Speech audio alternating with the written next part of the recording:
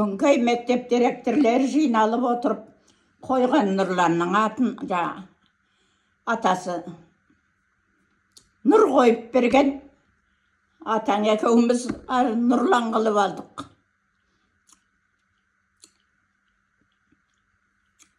Болды, жүдә жақсы деді. Жүдә жақсы. Нұрлан болсын.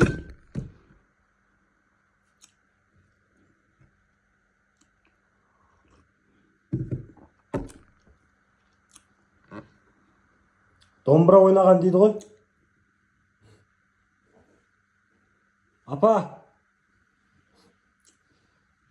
домбыра татқан дейді ғой сізді. Домбыра татқан дейді ғой сізді. Тартатыным ғой мен. Мектептің ансамблі бар. Ансамбльде ер балалардың ортасында екі қыз домбырашы отырамыз. Тағы бір Күмсай деген қыз бар. Орнай мен Күмсай. Ер балалардың ортасында отырамыз ансамбльде. Сол ағамның домбырасы бар. Ағам терім айтады, жыр айтады домбырасы. Үйде соны тыңқылдатып жүріп, қолым боста үйренгенмін.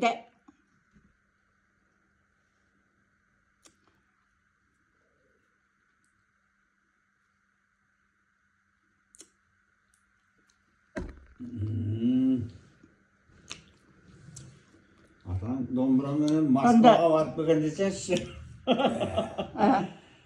Атаң домбырамен Москваға барып келген демейсіз бе?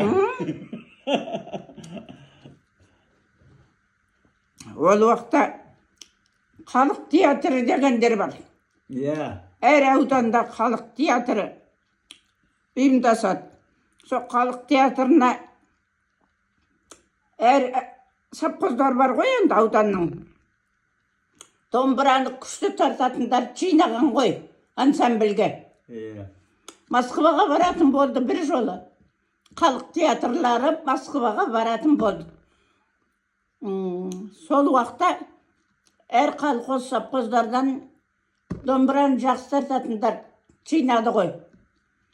Сонда Барашилов колхозынан әкеңді алды ғой. Сол ансамбльге. Жақсы тартады екен деп. Алды. Москваның съездер сарайы деген болады екен.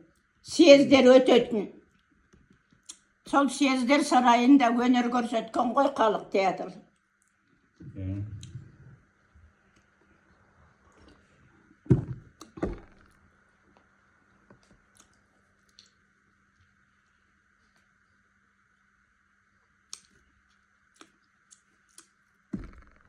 Компартияның салаңызы жыл сайын өткізетін съездері болушы еді ғой. Әнші қыздар бар. Жоғары кластарда, 9-10 кластарда оқитын. Онда атаң мектепте мұғалім.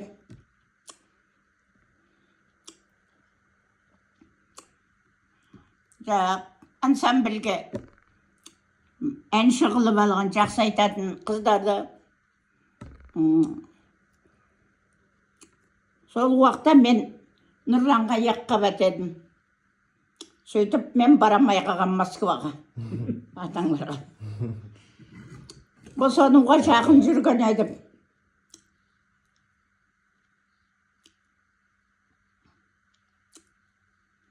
Яққабат болмағанда мен де баратын едім.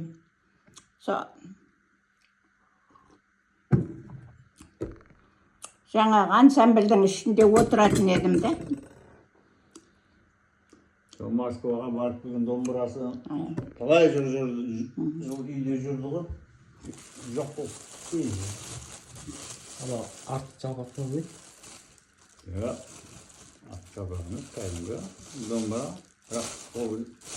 Сол Москваға барып келгеннен кейін сол кезде театрлардың өздері заказ беріп Алматыдан қолдан жаңа шеберлік жасайды ғой. Балдары, ағамыздың балдары айтады да енді. Әсілбек жездем ансамбльмен бірге Москваға барып келген. домбыраны күшті тартады деп. Bir күні үйіне қыдырып барғанымызда ағам кейін мейман тарқағаннан кейін жеке қалдық қой енді өзіміз. Сол уақытта ағам домбырасы бар. Отырып, Әсілбек деді, күй тартшы деді. Сөйт. Ағамның жақсы көретін Саржайлау деген күйі бар еді. Саржайлау білесің ба деді атаңа. Білем деді. Тартасың ба деді. Тартам білем деді. Динаның күйлерінен тартты. Бір 3 күй тартып берді. Бәрекелді, жақсы тартады екенсің деді. Москваға барып келгендей бар екен дегенде